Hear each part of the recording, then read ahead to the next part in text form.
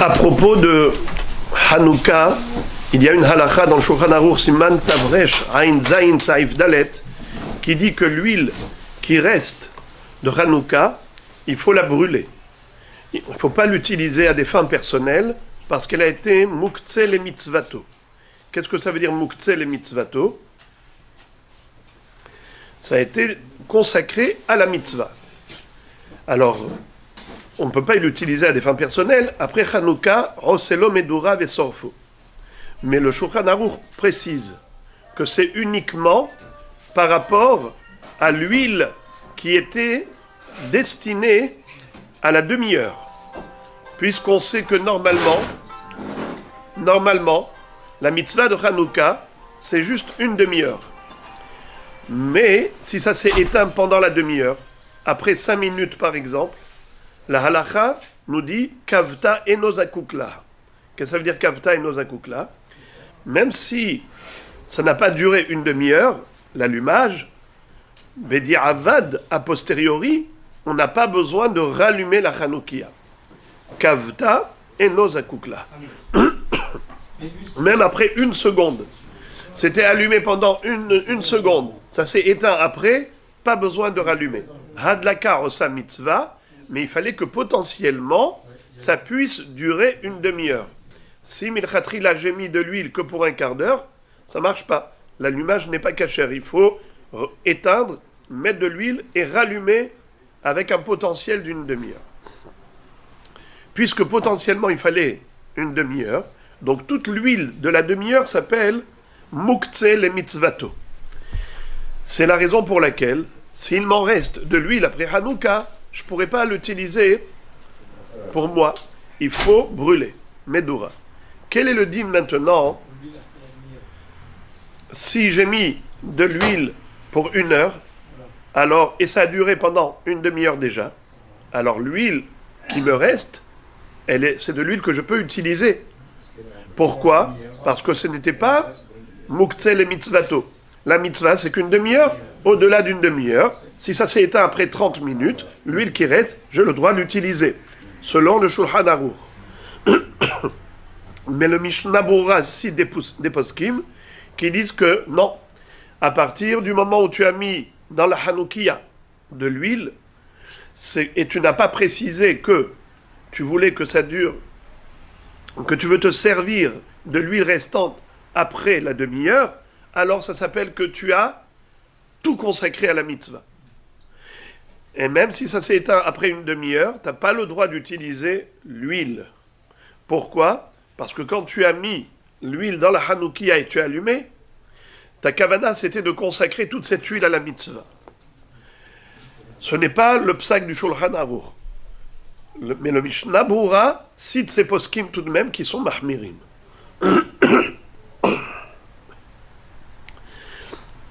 Le Shulchan Aruch rajoute le cas suivant.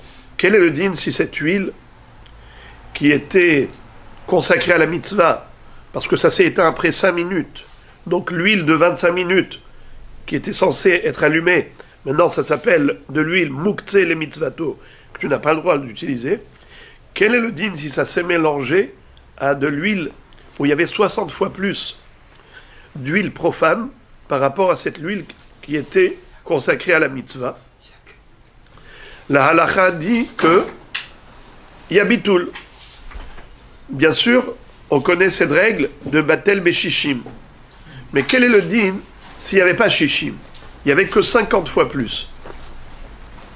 On avait par exemple 50 centilitres d'huile normale et 1 centilitre de ce qui restait de l'huile de Hanouka. On n'a pas 60 fois plus. Alors ce n'est pas batel. On ne peut pas dire que la minorité s'annule dans la majorité, dans 60 fois plus. Il n'y a pas de bitoul beshishi. Est-ce que j'ai le droit de prendre ma bouteille d'huile et rajouter pour arriver à 60 fois plus? Le Shulchan Aruch nous dit Yesh mi she'omer she'en lehosif alav ou levatlo, que c'est assourd de rajouter de l'huile pour annuler cette minorité de shemen de Hanouka, dans les shishim d'huile normale. Ok. C'est qui pense comme ça? C'est le Maharam de Rothenburg. Rabbi Meir de Rothenburg, qui était le Rav du Roche. Rabbeinu Asher, l'un des Rishonim. Le Shach, Sifte Cohen, pose une question. Il dit, a priori, cette halakha contredit ce que le Shulchan Aruch lui-même a écrit dans Yoreh De'ah Siman Tzadik Tet, Saif Vav, où il a écrit lui-même qu'il y a une différence entre un Issour de Oraïta et Issour de Rabbanan. Issour de Oraïta, non seulement qu'on n'a pas le droit d'être Mevatel Issour Lechatechila.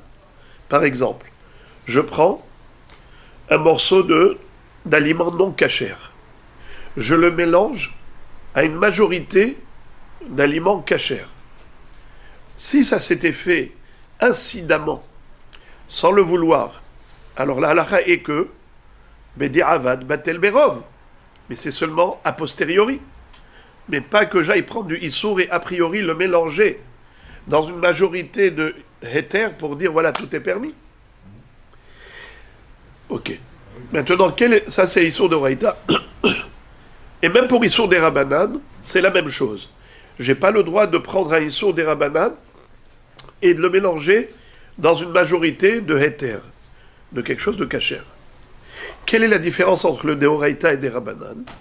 C'est lorsque ça s'est déjà mélangé, mais je n'avais pas la quantité suffisante pour annuler la minorité du Issour. Par exemple, j'avais 50 fois plus de Heter par rapport au Issour. Est-ce que j'ai le droit de rajouter 10 volumes de Heter pour avoir les 60 fois 60 volumes de Heter pour annuler un volume de Issour? Là, c'est la différence. Pour un Issour des Rabbanan, j'ai le droit. J'ai le droit de rajouter, puisque c'est déjà mélangé, seulement il n'y a pas suffisamment de quantité de Heter pour annuler le Issour.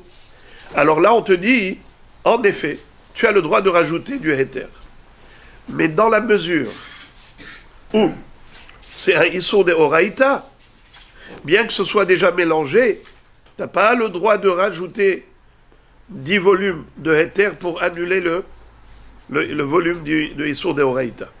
La différence entre Issour de Oraïta et des Rabbanan, c'est lorsque ça s'est déjà mélangé, mais je n'ai pas suffisamment de volume de Heter pour avoir 60 fois plus de kasher par rapport au non-kasher.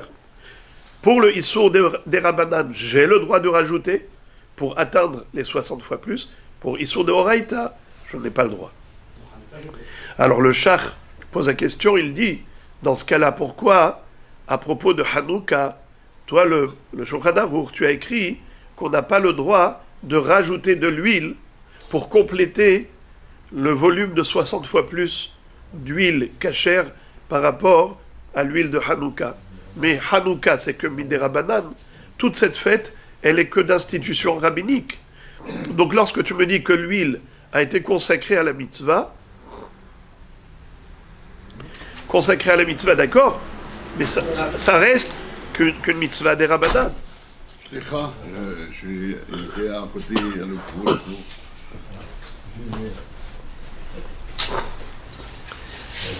Alors, maintenant, quel est le din?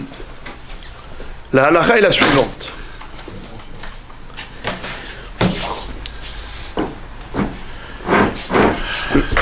Donc je répète la question.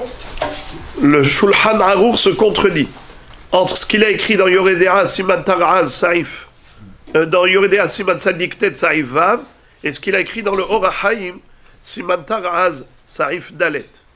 Ici, il a dit que dans Yoreh De'ah, il écrit qu'on a le droit d'annuler la minorité dans la majorité en complétant la quantité nécessaire de shishim, alors que pour Shemen Hanouka, il a dit qu'on n'a pas le droit de rajouter pour compléter les shishim. Pourtant, Hanouka, c'est Issour des Rabbanan. Je voudrais d'abord ouvrir une parenthèse. Vous savez que, normalement, cette halakha n'est pas compréhensible du tout. Pourquoi? Parce que cette notion-là de dire Muktzeh les mitzvato, ça ne devrait être valable que pendant la fête de Hanouka, pas après Hanouka. On a une halakha par exemple que Tashmiche mitzvah nizrakim, Tashmiche kedusha nignazim. Tu prends un Sefer Torah, Tefillin, Mezuzot, même si c'est devenu pasoul et que ce n'est plus utilisable, il faut les mettre à la gniza. Mais par exemple, un loulav après Sukkot, le srach de la souka après Sukkot, il faut mettre à la gniza? Évidemment que non. On peut jeter. Un calendrier. Juste, s'il y a écrit, qu'est-ce qui fait que Sefer Torah, Tefillin et Mezuzot, on n'a pas le droit de jeter? C'est parce qu'il y a dedans des lettres sacrées. Les lettres de la Torah, c'est des lettres de Kodesh. C'est ce qui fait que ça s'appelle Tashmiche Kedusha. Le parchemin qui est le support des lettres sacrées, dans Sefer Torah, dans Tefillin, dans Mezuzot, c'est ce qui fait que le Sefer Torah est Kadosh. Parce que les lettres de la Torah donnent une Kedusha à ce parchemin. C'est pour ça qu'on n'a pas le droit de jeter tous les écrits où il y a du Kodesh dessus. Il faut les mettre à la Gniza. Les envelopper dans des sacs pour les conserver. Mais le srach, après Sukkot, tu peux le jeter. Tu n'as pas le droit d'utiliser pendant Sukkot à des fins personnelles, parce que c'est Muktzeh les mitzvato, mais après Sukkot. Tu as le droit de jeter. Juste le Mishnah Moura dit, ne jette pas de manière méprisante, humiliante. Ça veut dire, ne mets pas dans la rue où les gens ils vont piétiner dessus, mais dans des endroits discrets où ça va se désagréger tout seul, biodégradant. Pareil pour le loulav. Pareil pour le hétrog. Après Sukkot, tu peux manger ton hétrog. Alors, on fait une bonne confiture avec, c'est vrai. Alors la question se pose, pourquoi l'huile de Hanouka, après Hanouka, tu ne peux pas l'utiliser? Pourquoi est-ce que tu as dit qu'il faut brûler Hanotar Bayom Hashemini? Et le Shulchan Aruch, qu'est-ce qu'il écrit? Huktzah le mitzvato. Ça veut dire quoi, Huktzah le mitzvato? Parce qu'il a été destiné à la mitzvah. Et alors, mais Tashmiche mitzvah nizrakim, après Hanouka, on a le droit de jeter le srach. Après Sukkot, tu peux jeter le srach. Pourquoi après Hanouka, tu ne peux pas jeter l'huile ou la consommer comme tu fais une confiture de hétrog? Il a préparé l'huile de la Hanouka, du Bédamigdash. Donc elle a une kédisha de ça. Alors qu'est-ce que me dit Rabbi Nissim? Parce que c'est Hekdesh. Alors je voudrais vous rappeler une sugya dans ma Maseret Shabbat d'Afkaf Bet Amoud Aleph, où la Gemara là-bas raconte Amar Rav Yehuda, Amar Rav, Asur lehartzot ma'ot keneged Hanouka. Keneged ner Hanouka. Rav Yehuda, c'était l'élève de Rav, et quand Rav est décédé, il a été apprendre la Torah chez Shmuel. Il a dit devant Shmuel un enseignement qu'il avait entendu de Rav. Que quoi? Qu'on n'a pas le droit de compter des pièces de monnaie à la lueur de la bougie de Hanouka. Alors, Shmuel lui a dit, je ne comprends pas. Vechiner kedusha yeshbo. Est-ce que le ner de Hanouka, c'est du Kodesh? Si c'était du Beth Amikdash, je te comprends. On n'a pas le droit de profiter de tout ce qui est Ekdesh. Mais ici, c'est un ner de mitzvah qu'on allume aux portes de maisons juives. C'est pas dans le Beth Amikdash. Alors, ça reste une mitzvah. Et alors, j'ai pas le droit de profiter d'une mitzvah? Vechiner kedusha yeshbo. Est-ce que le ner, il a une kedusha? Pour ça que Shmuel n'est pas d'accord. Avec Rav, il dit, j'ai le droit de profiter. J'ai le droit de lire un livre à la lueur de Hanouka. J'ai le droit de compter des pièces de monnaie. Matkif la Rav Yosef. Vechidam kedusha yeshbo. Ve'atanya ve'shafach vechisa. Bema sheshafach yechase. Shelo yechasenu baregel. Shelo yiyu mitzvot bezuyot alav. Qu'est-ce que ça veut dire? Il lui dit, qu'est-ce que c'est que cette objection-là? C'est quoi cette réfutation? Que Shmuel a adressé à Rav, en disant, ma pitom, il n'y a aucun issour de se servir de la lumière de Hanouka. Dans les Hanouka, il n'y a pas de Gdusha. C'est quoi cette question-là? Et alors, s'il n'y a pas de Gdusha? Alors, tu as le droit d'utiliser à des fins personnelles c'est bisouille mitzvah que de se servir à des fins personnelles. Comme on retrouve cette notion de bisouille mitzvah, qu'on n'a pas le droit de mépriser la mitzvah. On n'a pas le droit de dénigrer la mitzvah. Et d'où on l'apprend de Kisoyadam. C'est quoi Kisoyadam? Après la shrita d'une volaille, eh bien il faut recouvrir le sang. Tu prends du sable ou de la cendre et tu recouvres. Est-ce que tu as le droit de le faire avec les pieds? Non. Pourquoi? C'est bisouille mitzvah. Et d'où tu apprends que tu n'as pas le droit de faire avec les pieds? On l'apprend du fait que la Torah elle a juxtaposé le verbe veshafar et vechissa. Veshafar c'est la shrita qui permet shfichat dam, de verser le sang de la volaille. Comment tu fais la shrita? Avec le pied? Non, avec la main. Avec la main, tu as fait la shrita, c'est avec la main que tu dois recouvrir le sang. Donc la mitzvah de Kisoy Adam doit se faire avec la main, de manière respectueuse. On ne doit pas accomplir les mitzvot de manière méprisante. Tu ne feras pas Kisoy Adam avec le pied, bien que ce soit plus facile. Tu prends avec ta main la cendre et tu recouvres le sang. De là, tu apprends un yesod. De Kisoy Adam, tu apprends le principe de bisouille mitzvah. Tu n'as pas le droit de mépriser la mitzvah. Alors, Rav Yosef dit, c'est ça la raison de Rav. Pourquoi Rav a dit que c'est assourd de compter des pièces de monnaie à côté du Ner Hanouka? C'est pas parce que c'est Kodesh, c'est parce que c'est bisouille mitzvah. C'est quoi le shamash? Le shamash, justement, pour ne pas profiter de la Hanouka. Oui, mais on vient d'expliquer maintenant pourquoi. Parce que c'est bisouille mitzvah. Nous, on est possèque comme Rav, qui a dit que c'est assourd de profiter. Mais pour quelle raison? Parce que c'est bisouille mitzvah. D'accord? Alors, j'aurais pas besoin d'un shamash, alors. Juste, au contraire. Ah non. On vient de dire maintenant qu'on n'a pas le droit de profiter. Qui est un shamash ou pas de shamash? À quoi ça me sert le shamash? Le shamash pour profiter du shamash et pas des nerot Hanouka, parce que les nerot Hanouka, ils sont muktzeh les mitzvato, ils sont consacrés à la mitzvah. C'est bisouille mitzvah que de s'en servir. On met un shamash au cas où on profiterait de ça, et ça serait pas un bisouille mitzvah pour Hanouka, mais peut-être pour le shamash. Le shamash, c'est pas une mitzvah. Alors il n'y a pas de bisouille mitzvah. Donc on se servirait que de la lumière du shamash et pas de la lumière de la mitzvah, pour pas faire bisouille mitzvah.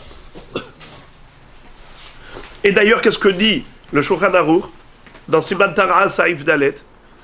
Il dit Hanotar mina shemen shebaner hatzarich le adlaka, les shiur adlaka, uktsa le mitzvato. Il est muktzé pour la mitzvah. Hein?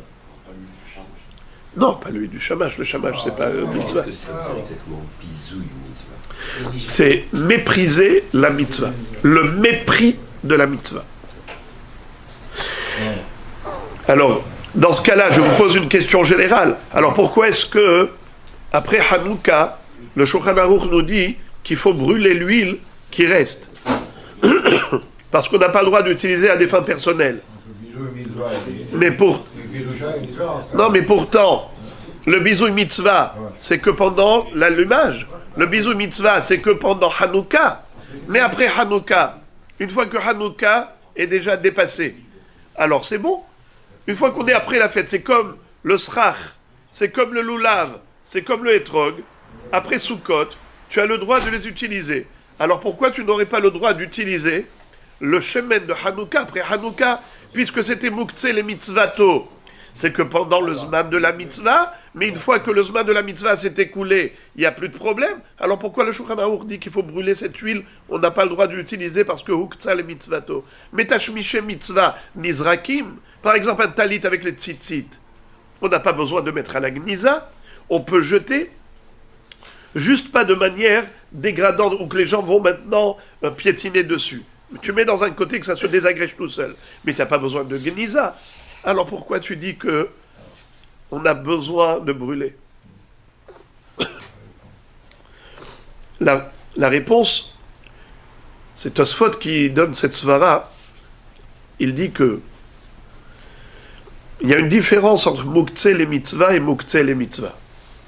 Il y a des objets qui sont muktzeh les mitzvahs, comme par exemple le srach, le lulav, le hétrog. Ce sont des objets que je consacre à la mitzvah, mais pour une période définie, pendant Sukkot.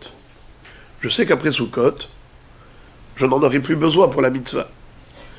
Alors je m'octroie le droit d'utiliser ces mêmes objets après Sukkot. Je consacre ces objets à la mitzvah que pour la période nécessaire. Mais je sais qu'à un moment donné, je n'aurai plus besoin. Alors, je n'ai pas consacré à la mitzvah plus que le temps nécessaire. Des objets, je sais par exemple, je vais utiliser ce talit, ce tzitzit pendant une période, dès que ça va commencer à s'abîmer, eh bien je ne voudrais plus de ce tzitzit, eh bien je ne veux plus en faire un objet de mitzvah par la suite. Mais l'huile de Hanouka, l'huile c'est une matière inflammable. C'est un élément qui est consumable, qui va s'épuiser avec la mitzvah. Lorsque je consacre l'huile à la mitzvah, je n'ai aucune kavana de récupérer l'huile après la mitzvah. Parce que c'est quoi la mitzvah? C'est d'allumer pendant une demi-heure. Si je mets de l'huile pour une demi-heure, donc dans ma tête, qu'est-ce que je me dis? Je me dis, cette huile, plus jamais je ne vais la récupérer. Puisque jamais je vais la récupérer, alors en effet, je la consacre à la mitzvah ad vitam aeternam. Je n'ai pas l'intention de récupérer. Donc c'est muktzeh mitzvato, définitivement. Je ne peux pas dire qu'une fois que Hanouka est passé, je récupère. Parce que quand tu as mis l'huile dans la Hanoukia et que c'est allumé ne serait-ce qu'une minute et après ça s'est éteint, les 29 minutes restantes, toi tu n'avais pas l'intention de récupérer. C'est vrai que maintenant que ça s'est éteint, tu n'es pas obligé de rallumer. Kavta eno zakukla. Mais toi, dans ton intention, c'était pour une demi-heure. Alors c'est consacré. Cette huile, elle est consacrée pour la vie. Alors même après Hanouka, tu ne peux pas l'utiliser, tu dois la brûler. Ça répond au fait que Tashmiché Mitzvah Nizrakim. Bien que Tashmiché Mitzvah Nizrakim, mais l'huile de Hanouka, ça rentre pas dans la définition de Tashmiché Mitzvah classique, parce que Tashmiché Mitzvah, en général, je veux récupérer. Mais ici, c'est un Tashmiché Mitzvah que je n'ai pas l'intention de récupérer. Vous allez me dire peut-être que ce n'est pas une question d'intention, c'est une réalité. C'est une réalité, c'était fait pour la mitzvah. Alors ça y est, c'est bon. Ça doit rester consacré à la mitzvah tout le temps. Pourquoi après Sukkot, tu peux utiliser le hétrog et faire une confiture? Ma pitom. Mais c'était consacré à la mitzvah. Qui est-ce qui dit que je peux limiter le temps de la consécration? Pourquoi ça dépend de l'homme ou ça dépend de la mitzvah elle-même? Réponse, ça dépend de l'homme. Quelle est la preuve? Quel est le din, par exemple, d'un hétrog? Est-ce que pendant Sukkot, j'ai le droit de sentir l'odeur du hétrog de la mitzvah? Voilà, maintenant j'ai dans ma main le lulav, le hadas, la harava, et j'ai le hétrog. J'ai envie de me faire plaisir. J'ai envie de me faire plaisir. De faire Baruch ata Hashem Elokeinu melech haolam hanoten reyach tov baperot. Est-ce que j'ai le droit? Pendant Sukkot, vous dites tous non. La halakha est que c'est oui, permis. C'est pour ça que contre nous aime pas. Quel est le din? Si j'ai envie de sentir l'odeur du hadas, le parfum du hadas, j'ai le droit. Voilà, j'ai mon lulav, mon hadas, j'ai envie de sentir l'odeur du hadas. J'ai le droit, oui ou non? Répondez-moi oui. Réponse non. Alors le hadas, non, et le hétrog, oui. Tout le contraire de ce que vous avez dit. Pourquoi? Alors écoutez quelque chose. La Gemara dans Souka, il me semble, d'Aflamet Zain, explique la chose suivante. Elle dit que un homme qui utilise les arba'a minim, les 4 espèces, le hétrog, hadas, lulav, harava, il consacre ces éléments à la mitzvah. Quand il consacre à la mitzvah, il renonce au profit principal de ces éléments. Le hadas n'est pas comestible. Il n'a qu'un seul profit, c'est le reyah, l'odeur, le parfum. Donc un homme, quand il prend le hadas et il dit « je donne à la mitzvah », il est prêt à se priver de quoi? Du profit principal du hadas. Et il renonce au reyah. Et il dit « je consacre à la mitzvah, je ne voudrais pas profiter pour moi-même ». C'est-à-dire, je ne voudrais pas respirer l'odeur et le parfum du hadas. Il a consacré le hadas à la mitzvah, donc il s'est interdit le profit principal du hadas qui est l'odeur. Par contre, le etrog, il a deux profits. Un principal et un autre accessoire. Lequel qui est principal? C'est manger. Le etrog, il est fait pour manger. Accessoirement, on peut aussi profiter de l'odeur. Alors, quand un homme consacre le etrog à la mitzvah, il est prêt à renoncer au profit principal du etrog, c'est-à-dire manger. Alors il dit, je ne vais pas en manger. Mais il ne s'est pas dit, je ne vais pas respirer l'odeur. Je ne vais pas sentir l'odeur du parfum du etrog. Ça, il ne se l'est pas interdit. Puisqu'il ne se l'est pas interdit, bien qu'il ait consacré le etrog à la mitzvah, mais il a consacré à la mitzvah et il s'est interdit le profit principal, c'est-à-dire manger le etrog. Alors pendant Sukkot, il n'a pas le droit de manger le etrog de la mitzvah, mais il a le droit de sentir l'odeur du etrog, car l'odeur, il ne se l'est pas interdit. Alors que pour le hadas, il s'est interdit l'odeur. Maintenant, vous avez compris pourquoi j'ai cité cette Gemara, pour déduire un principe, lequel? C'est que l'interdiction de profiter à des fins personnelles d'un objet de mitzvah est relatif à l'intention de l'homme. Qu'est-ce que l'homme voulait? L'homme voulait par exemple pour l'huile, consacrer l'huile à la mitzvah éternellement, définitivement. Parce que c'est une matière inflammable, donc l'huile s'épuisera avec l'allumage. Donc il s'est dit, je suis prêt à renoncer à tous les profits de cette huile ad vitam aeternam. Même après Hanouka, il n'a pas le droit d'en profiter. Tandis que le etrog, le hadas, la harava, ou bien le srach, ou bien même un tzitzit, n'importe quel objet de mitzvah, l'homme dans sa tête, il sait que cet objet ne va pas disparaître tout seul, il ne va pas s'évaporer. Il sera là même après le zman de la mitzvah. Donc la personne, elle dit, je consacre l'objet à la mitzvah pendant la mitzvah. Mais après la mitzvah, je sais que cet objet va rester ici, je voudrais le récupérer. Ça veut dire que la consécration de cet objet à la mitzvah ne durera que la période de la mitzvah, pas plus. Tandis que l'huile, puisque la mitzvah c'est de l'allumer, c'est de l'épuiser, c'est de liquider le liquide, alors de ce fait, il n'a aucune volonté de récupération après. C'est la raison pour laquelle, quand il a consacré à la mitzvah, c'est pour l'éternité. Voilà pourquoi l'huile, après Hanouka, on ne peut pas l'utiliser à des fins personnelles, parce que Huktzah le mitzvato, et donc il faut la brûler. Mais tout de même, la question du shach n'est pas répondue. Le shach a dit, le Shulchan Aruch se contredit. Dans Yoreh De'an, il nous a dit que un Issour des Rabbanan, s'il s'est mélangé à du kasher, on peut rajouter. Par exemple, il y a 50 fois plus, 50 volumes de Heter par rapport à un volume des Rabbanan qui est Assour des Rabbanan, j'ai le droit de rajouter 10 volumes de Heter et d'annuler la minorité dans Shishim. Le Issour des Rabbanan, j'ai pas le droit, les Khatrila, de prendre le Issour des Rabbanan et de le mélanger dans 60 fois plus de Heter. Mais si c'est mélangé dans 50 ou dans 40, il faut juste compléter, c'est moutard pour Issour des Rabbanan. Mais Issour des Oraïta, je n'ai pas le droit de compléter le Shiro de Shishim pour être Mevatel. Alors le Shach dit, alors pourquoi dans Ilchot Hanouka, le Shulchan Aruch me dit que je n'ai pas le droit de rajouter de l'huile dans l'huile cachère pour annuler l'huile de Hanouka. Mais si ça c'est déjà mélangé, et il me manque Shishim, alors tu complètes à Shishim, puisque c'est vrai qu'à Issour des Rabbanan, Hanouka c'est pas Minatora, Hanouka c'est mis des Rabbanan. J'ai vu une très belle réponse du Rav Shlomo Zalman Auerbach Zatzal.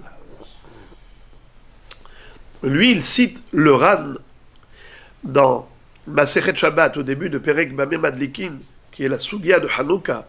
Là-bas, le Ran, Rabbeinu Nissim, nous dit que la raison pour laquelle on n'a pas le droit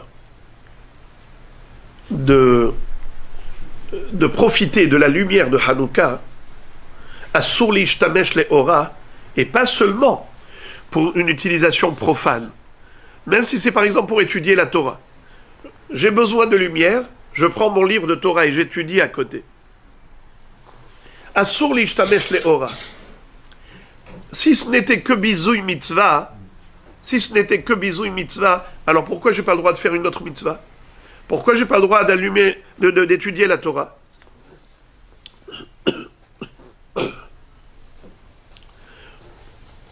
Il nous explique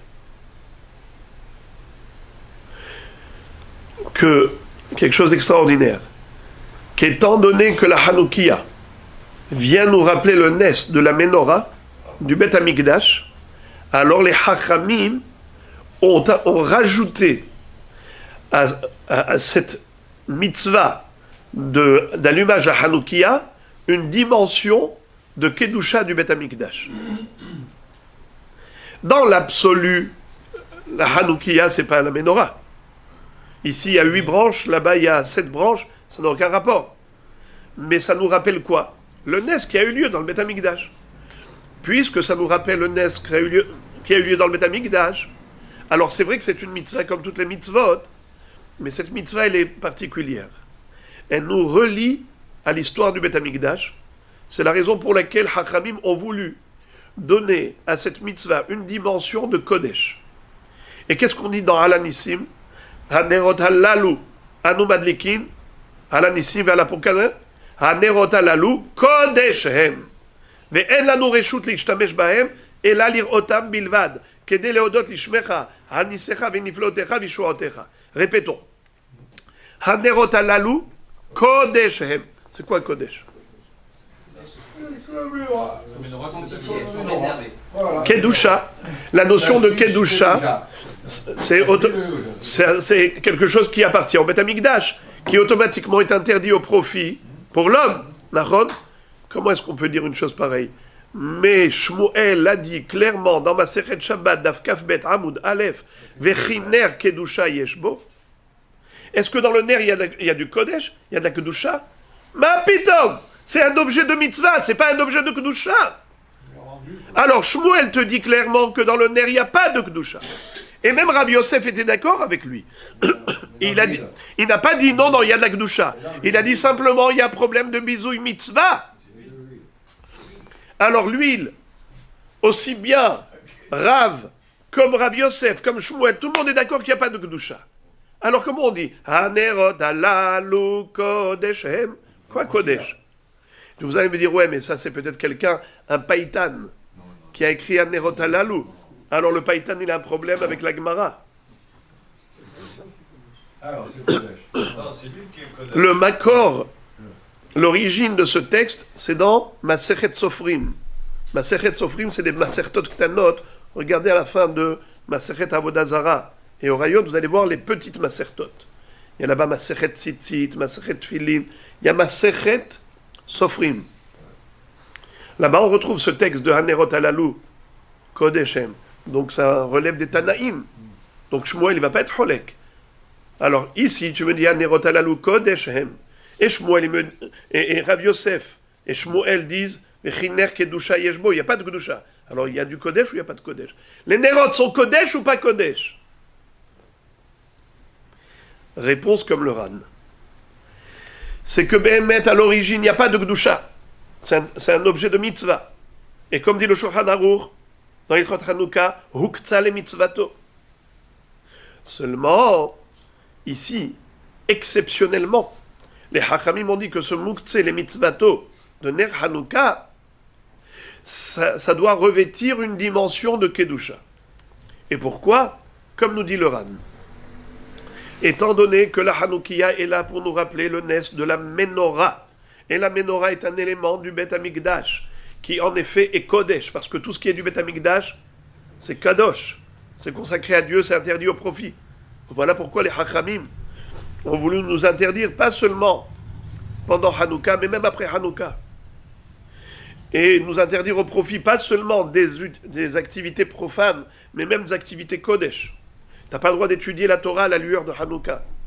Pourquoi? Parce que c'est comme si c'était de l'huile du Beth Amikdash. En fait, c'est par rapport à l'huile, c'est l'huile en fait, qui est faite d'ailleurs, je crois que c'est Tekoa. D'ailleurs, en fait, il prenait cette huile de Tekoa, il peut purifier pour le Kodesh HaKodesh. Oui, mais nous, aujourd'hui, on ne prend pas de l'huile Kadosh, on prend de l'huile. C'est pour en souvenir, souvenir. Zéro, en souvenir. Alors, puisque c'est en souvenir, bien que ce soit qu'une mitzvah, mais étant donné que c'est une mitzvah qui est en souvenir de la menorah qui était Kodesh, alors c'est pour ça que Hachamim lui ont rajouté, lui ont annexé cette dimension de Kodesh. Maintenant, ça nous explique la raison pour laquelle il n'y a pas de bitoul. C'est-à-dire que il n'y a pas le droit de rajouter. Nachon, puisque Beyadaïm, il y a un issour d'annuler le Kodesh. Puisqu'il y a un issour d'annuler le Kodesh, voilà que même si ça s'est mélangé à 50 fois plus, tu n'as pas le droit de rajouter encore 10 volumes. Comme si c'était du Kodesh. Juste rajouter quand même un petit mot, c'est que l'interdiction de profiter du Ner Hanouka, même pour étudier la Torah, même pour une mitzvah, c'est aussi parce qu'il y a un problème de Pirsumé Nissa. Quand j'allume, je dois montrer que j'allume pour rappeler le miracle. Or, si tu utilises à des fins personnelles, les gens qui vont voir cette lumière ne vont pas du tout se rappeler du miracle. Ils vont dire, tiens, allumé parce que tu voulais étudier la Torah. Donc, on porte atteinte à l'objet de la mitzvah. Donc, ça aussi, c'est une raison pourquoi on n'a pas le droit d'utiliser même pour une mitzvah, même pour étudier la Torah. Mais cela même, le fait que Hachamim nous ait interdit cela, nous dit le Ran, c'est en rapport avec la menorah du Beth Amikdash, qui était Kodesh et qui ne pouvait être utilisée en aucun cas par l'homme pour l'homme. Ça ne devait être que utilisé dans le Beth Amikdash pour Akadosh Baruch Hu. Voilà la halakha de ce matin. Une question quant à la destruction de cette huile. Pourquoi ne s'est donné que la brûler? Pourquoi on ne pourra pas la jeter dans la terre ou autrement? J'ai pas compris. Pourquoi, par exemple, l'étrog, on peut l'utiliser, le loulav, on peut le...